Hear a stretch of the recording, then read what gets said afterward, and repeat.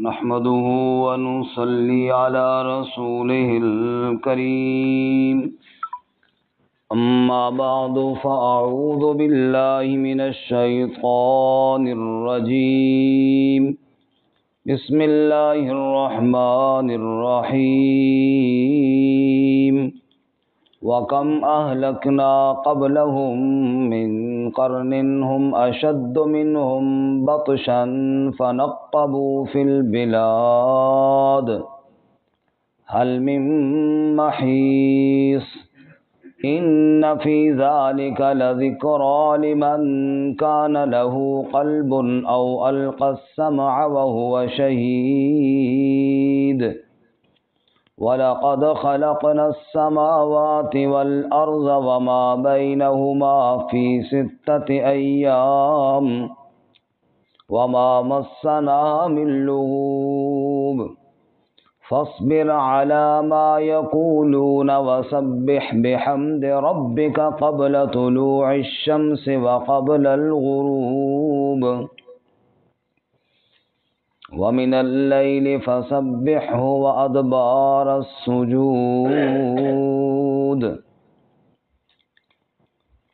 وَكَمْ أَهْلَكْنَا قَبْلَهُمْ مِنْ قَرْنٍ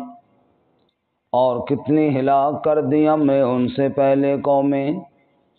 ہم اشد منہم بطشا وہ زیادہ سخت تھے ان کی بنسبت پکڑ میں فَنَقَّبُوا فِي الْبِلَادِ پس نقب لگائے انہوں نے شہروں میں هَلْ مِن مَحِیصٍ کیا ہے کوئی چھٹکارے کی جگہ إِنَّ فِي ذَلِكَ لَذِكْرَى لِمَنْ كَانَ لَهُ قَلْبٌ بے شک اس میں نصیحت ہے اس شخص کے لیے جس کے پاس دل ہو او القى السمع یا وہ کان لگائے وهو شہید اور وہ حاضر ہونے والا ہو وَلَقَدْ خَلَقْنَا السَّمَاوَاتِ وَالْأَرْضَ اور یقیناً ہم نے پیدا کیا آسمانوں اور زمین کو وَمَا بَيْنَهُمَا اور جو کچھ ان کے درمیان میں ہے اس کو فِي 6 أَيَّامٍ 6 دنوں میں وَمَا مَسَّنَا مِن لُّغُوبٍ اور ہمیں کوئی تھکاوٹ نہیں محسوس ہوئی فَاصْبِرْ عَلَى مَا يَقُولُونَ پس صبر کیجیے ان باتوں پر جو وہ کہتے ہیں وَسَبِّحْ بِحَمْدِ رَبِّكَ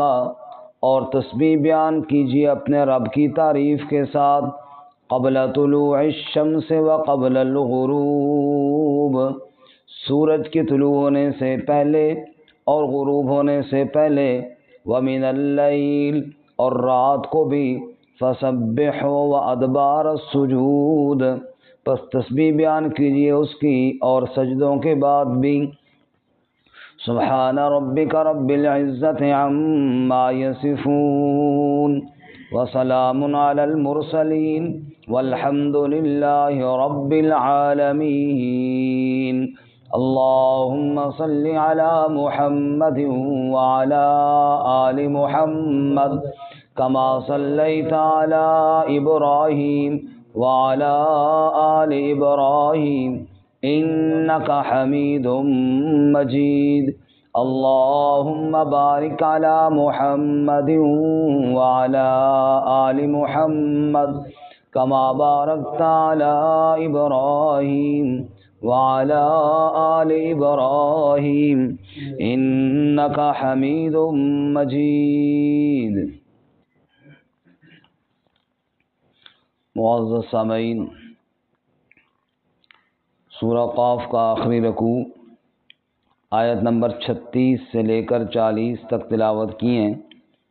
اللہ رب العزت ان کے مطابق صحیح بیان کی توفیق عطا فرمائے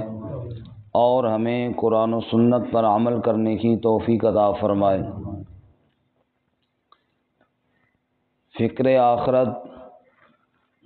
اور قیامت کا ثبوت مختلف دلائل سے اس سورہ مبارکہ میں ہے گزشتہ سبق میں ہم نے پڑھا جہنم سے اللہ تعالیٰ پوچھیں گے کیا تو بھر گئی ہے وہ کہے گی اور بھی کوئی ہیں، اور جنت کو پرہیزگاروں کے قریب کر دیا جائے گا۔ جو اللہ سے ڈرتے تھے اور انابت والا دل رکھتے تھے، ان سے کہا جائے گا ہمیشہ کے لیے جنت میں سلامتی کے ساتھ داخل ہو جاؤ، جو چاہیں گے ان کو ملے گا، اور مزید بھی اللہ اپنی طرف سے عطا فرمائے گا۔ اور آج کے سبق میں منکرین کو پھر ایک دفعہ ڈرایا گیا ہے، تم سے پہلے کتنی قومیں تباہ و برباد ہو گئیں، ان کے حالات تو دیکھو، جیسا کہ اس سے قبل قوم نوح، اصحاب الرس، قوم ثمود، قوم عاد، قوم فرعون، قوم لوط، قوم شعیب اور قوم تبع کا مختصر تذکرہ پہلے بھی ہو چکا ہے کہ ان کے حالات پڑھو اور اپنی فکر کرو۔ آج کے سبق میں بھی پہلی آیت مبارکہ میں فرمایا کہ قوموں کے حالات تمہارے لیے نصیحت ہیں، لیکن جس کا دل مردہ ہو چکا ہو اس کو کوئی فائدہ اور کوئی سمجھ نہیں آتی۔ اللہ تعالیٰ ہم سب کے دلوں کو روشنی اور جلا نصیب فرمائے۔ فرمایا وَكَمْ أَهْلَكْنَا قَبْلَهُمْ مِنْ قَرْنٍ، اور کتنی ہلاک کر دی ہم نے ان سے پہلے قرن، بستیاں یا قومیں، ہم اشد منہم بطشا، وہ گرفت میں ان سے زیادہ تھے، ان کی طاقت ان کی قوت ان سے زیادہ تھی۔ فنقبوا فی البلاد، پس انہوں نے نقب لگایا شہروں میں۔ نقب کہتے ہیں دیوار کھود کر، جیسے عموماً چور پہلے دور میں چوریاں کرتے تھے کہ دیوار میں نقب لگائی، سوراخ لگایا اور گھر میں گھس گئے۔ تو یہاں پر نقب سے کیا مراد ہے؟ دو مطلب ہیں۔ ایک مطلب تو یہ ہے کہ انہوں نے ان شہروں کے اندر بہت بڑے کام کاج کیے، جیسے مکان بنانے کے لیے بھی دیواریں سے پہلے کھدائی کی جاتی ہے، تو انہوں نے نقب لگایا شہروں میں، یعنی خوب تعمیرات کی، خوب آباد کیے۔ یا دوسرا مطلب نقب کا یہ ہے کہ انہوں نے شہر فتح کر لیے، جیسے گھر میرا ہے، نقب کسی نے لگایا اور اس میں آ کے قبضہ کر لیا اور سارا کچھ لے کر چلا گیا۔ تو مطلب یہ ہے کہ انہوں نے شہروں کے شہر فتح کر لیے تھے، گرفت ان کی اتنی مضبوط تھی کہ کئی ملک انہوں نے اپنے قبضے میں لے لیے تھے، لیکن جب اللہ کی پکڑ آئی، جب اللہ کا عذاب آیا، تو یہ اتنے طاقتور فوجی کچھ نہ کر سکے، بلکہ کہنے لگے حل من محیص، کیا ہے کوئی پناہ کی جگہ،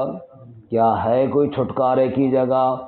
کل یہ فوجیں ملکوں پر حاوی ہوتی تھیں، آج اپنی جان بچانے کے لیے کوئی جگہ نہیں مل رہی۔ اللہ تعالیٰ کی پکڑ سے اپنے آپ کو بچانے کے لیے آج پریشان ہو گئے۔ یہ واقعات بڑی نصیحت اور بڑی عبرت رکھتے ہیں، لیکن ان فی ذالک لذکری لمن کان لہ قلب، بے شک اس میں نصیحت اس کے لیے ہے جس کے پاس دل موجود ہو۔ جس کا دل ہی مر چکا ہو وہ کیا نصیحت حاصل کرے گا؟ مردہ دلوں کے لیے تو کوئی نصیحت نہیں، نصیحت تو اسی کے لیے ہے جس کے دل میں کوئی حیات موجود ہو، کوئی زندگی موجود ہو۔ او القى السمع، نصیحت وہ حاصل کرتا ہے جو کان لگائے، جو بات کو سنے ہی نہیں، بھلا وہ نصیحت کہاں سے حاصل کرے؟ وَهُوَ شہید، اور نصیحت وہ حاصل کرتا ہے جو حاضر ہو، جو موجود ہو۔ دیکھیں جی، قرآن مجید کے واقعات میں نصیحت ہے کس کے لیے؟ نمبر ایک، دل مردہ نہ ہو۔ دل مردہ ہے تو پھر بھی کوئی اثر نہیں ہوتا، دلوں پہ اتنا زنگ چڑھ گیا ہے کہ اس کے اوپر پردے آ گئے ہیں کفر کے اور نفاق کے، کوئی اثر نہیں ہوتا، چاہے پورا قرآن ہی پڑھ کے سنا دیا جائے۔ اللہ تعالیٰ ہمیں اس سے محفوظ فرمائے۔ نمبر دو، دل مردہ تو نہیں ہے، بندہ منافق نہیں ہے، مومن ہی ہے، لیکن وہ اس کے پاس ٹائم ہی نہیں ہے کہ قرآن مجید کو سنے۔ او القى السمع، کان ہی نہیں لگاتا، وہ سننے کے لیے وقت ہی نہیں، باقی کاموں کے لیے ٹائم ہے، وقت ہے، نہیں وقت ہے تو اللہ کی آیات سننے کے لیے نہیں ہے۔ جب وقت ہی نہیں نکالے گا تو بے شک ایماندار ہو، بے شک مومن ہو، بے شک منافق نہ ہو، لیکن جب وقت نہیں نکالے گا تو نصیحت کیسے دل میں اثر کرے گی؟ تو وقت تو نکالنا پڑے گا قرآن مجید کو سننے کے لیے۔ نمبر تین، بھائی دل بھی منافق نہیں ہے، سنتا بھی ہے لیکن توجہ سے نہیں سنتا، دھیان سے، باقی جیسے دنیا میں گفتگو سن لی بھائی چلو یار یہ بھی سن لیا اس طرح، پھر بھی اثر نہیں کرتا۔ بہو شہید، دل سے حاضر ہونا بھی ضروری ہے، کیونکہ یہ رب کا کلام ہے، کوئی عام انسان کا کلام نہیں کہ چلو سرسری سے سن لیا تو ٹھیک ہے، اس کو پورے ادب کے ساتھ سنیں گے تب دل کی دنیا بدلے گی۔ اللہ تعالیٰ ہمیں ادب کے ساتھ سننے کی توفیق عطا فرمائے اور یہ تینوں صفتیں اللہ میں نصیب فرمائے۔ وَلَقَدْ خَلَقْنَا السَّمَاوَاتِ وَالْأَرْضَ وَمَا بَيْنَهُمَا، قیامت پر عقلی دلیل، یقیناً ہم نے پیدا کیا آسمانوں کو اور ہم نے ہی پیدا کیا زمین کو، وما بینہما، جو کچھ ان کے درمیان میں اس کو بھی ہم نے ہی بنایا، فی ستۃ ایام، 6 دنوں کی مقدار میں بنایا، وما مسنا من لغوب، اور ہمیں کوئی تھکاوٹ محسوس نہیں ہوئی۔ پوری کائنات بنا کر ہم نہیں تھکے، تجھے بنانے میں ہمیں کیا تھکاوٹ لگے گی؟ کوئی تھکاوٹ محسوس نہیں ہوئی اور نہ ہوگی۔ لیکن لوگ اس بات کو سن کر بجائے اس کے کہ یقین کریں رسول اللہ صلی اللہ علیہ وسلم پر، کوئی شاعر اور کوئی مجنون اور پتہ نہیں کیا سے کیا جو منہ میں آتا ہے کہتے چلتے ہیں، اس لیے اللہ نے فرمایا فاصبر علی ما یقولون، پس صبر کر ان باتوں پر جو وہ کہتے ہیں، میرے محبوب صلی اللہ، جو وہ کہتے ہیں آپ صبر کرتے رہیں، بلکہ جب وہ آپ کے بارے میں کوئی ایسی باتیں کریں جن سے آپ کا دل رنجیدہ ہو، آپ میری تسبیح بیان کیا کرے، میں آپ کے دل میں سکون عطا کر دوں گا۔ الا بذکر اللہ تطمئن القلوب، اللہ کے ذکر کے ساتھ دلوں کا اطمینان ہے۔ فاصبر علی ما یقولون، پس صبر کیجئے ان باتوں پر جو وہ کہتے ہیں، وسبح بحمد ربک، اور اپنے رب کی تسبیح کو خوب بیان کیجئے اللہ کی حمد اور تعریف کے ساتھ، قبل طلوع الشمس وقبل الغروب، سورج کے طلوع ہونے سے پہلے اور سورج کے غروب ہونے سے پہلے، طلوع سے پہلے فجر کی نماز، غروب سے پہلے ظہر عصر کی نماز، وَمِنَ اللَّيْلِ، اور رات کو بھی یعنی مغرب عشاء بھی، وَمِنَ اللَّيْلِ فَسَبِّحُ،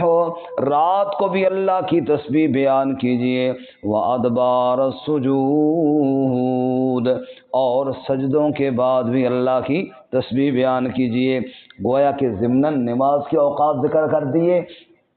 کہ میرے محبوب صلی اللہ علیہ وسلم جب لوگ آپ کو طرح طرح کی باتیں سنائیں اور آپ کا دل دکھی ہو تو آپ نماز میں مصروف ہو جایا کریں، ذکر اذکار میں مصروف ہو جایا کریں۔ نماز میں دلوں کا سکون ہے، ذکر اذکار میں دلوں کا سکون ہے۔ وادبار السجود، سجدوں کے بعد بھی کریں، مطلب یہ ہے کہ صرف نماز کی حد تک نہ رہیں، ویسے بھی اللہ کو یاد کرتے رہیں، ہر وقت اللہ کی تسبیح، اللہ کا ذکر۔ جو ہو گیا رب نے تمہارے لیے بہتر ہی کیا، تمہارے حق میں مفید ہی ہوا، کیونکہ کرنے والی ذات اللہ کی ہے۔ میں ایک دعا کرتا ہوں، میں ایک کام چاہتا ہوں کہ میرے اس متعلق یہ ہو جائے، وہ نہ ہوا تو مجھے اور زیادہ اللہ کا شکر ادا کرنا چاہیے۔ بھائی میری چاہت تو یہ تھی جو ناقص چاہت تھی، جو ناقص سوچ تھی، اب میری ناقص سوچ کے مطابق ہوتا تو بھی الحمدللہ، لیکن اب تو اللہ کی کامل منشا کے مطابق ہوا ہے، اور اللہ کی کامل منشا یقیناً میرے حق میں بہتر ہوگی۔ جیسے کہ ایک آدمی مثال سنا رہے تھے کہ ایک آدمی گیا، اس نے جانا تھا کسی دوسرے ملک، اور بڑی مشکل سے محنت سے اس نے جناب ٹکٹ کرایا، اور وہ جس ایئرپورٹ پہ جانے کے لیے گھر سے نکلا تو راستے بلاک تھے، ٹریفک جام تھی، وہ پھنس گیا تو لیٹ ہو گیا، فلائٹ نکل گئی۔ یا فلائٹ نکل گئی تو آپ خود سوچو سو کتنا افسوس ہوا ہوگا کہ جس کے لیے میں نے اتنی محنت کی، اب وہ رو رہا ہے، پریشان ہو رہا ہے، میری زندگی کا یہ بدترین دن تھا کہ میں رہ گیا ہوں اور لیٹ ہو گیا ہوں۔ اسی افسردگی میں واپس آتا ہے، گھر آ کر ٹی وی چلاتا ہے، خبر آتی ہے کہ ابھی جو فلائٹ گئی ہے وہ جہاز راستے میں تباہ ہو گیا ہے، سارے لوگ اس میں مر گئے۔ پھر فوراً اس کی کیفیت بدل دی، کہتے شکر ہے میں نہیں گیا، کہتا ہے نا شکر ہے میں نہیں گیا. تو انسان جو سوچتا ہے ضروری نہیں کہ وہی ٹھیک ہو. میری سوچ جو ہے ضروری نہیں کہ اسی طرح ہوگا تو فائدہ ہوگا. اس لیے بندہ اللہ سے دعا کرے، پھر اللہ کی تقدیر پر راضی ہو جائے کہ جو رب نے کیا وہ میرے لیے بہتر تھا. میں تو یہ سمجھ رہا تھا کہ یہ بہتر ہے، اگر یہ اللہ تعالیٰ نے اس طرح نہیں کیا تو میرا رب میرے بارے میں مجھ سے بہت بہتر جانتا ہے. لہٰذا جو اللہ تعالیٰ نے میرے بارے میں فیصلہ کیا وہ اس سے زیادہ اچھا ہے. شکر ہے میرے رب کی منشا پوری ہو گئی. کسی نے پوچھا نا کسی بزرگ سے کہ بعض دفعہ دعا قبول ہوتی ہے، کہو الحمدللہ، بعض دفعہ نہیں ہوتی، کہو پھر الحمدللہ. کہا جی وہ کیوں؟